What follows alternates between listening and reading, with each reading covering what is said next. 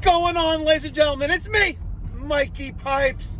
Thank you so much for tuning into this video. We're on our way to a service call, an emergency service call in Hewlett, New York. That's part of the 5 towns in the southwestern corner of Nassau County on Long Island. We've been to this property before, many years ago, but we've never serviced the current owner. They pressed 9 from my emergency hotline, and that rang my red phone on my desk. And I'm going out there. It's 4:45 in the afternoon.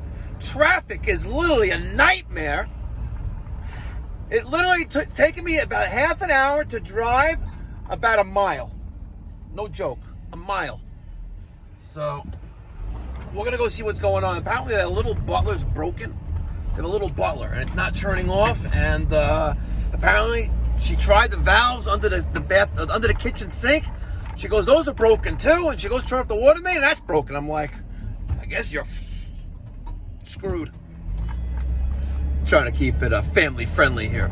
All right, smash that thumbs up button in advance. Let's go.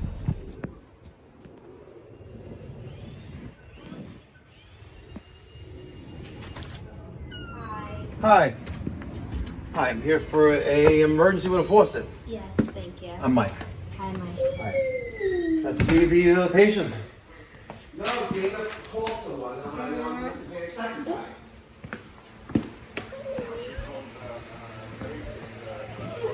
You're Melissa's brother-in-law? Yeah. That's Mike talking. How does he know who I called? You heard his voice. Huh? You look familiar too. Yeah.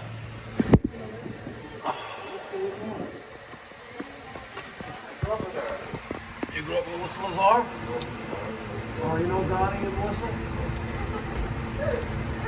There's a common problem with these. Just had it covered here, literally. No, you never read also. I'm his brother. You're Ernie's brother? Yeah. Oh, cool. Put that faucet in? It's a nice faucet.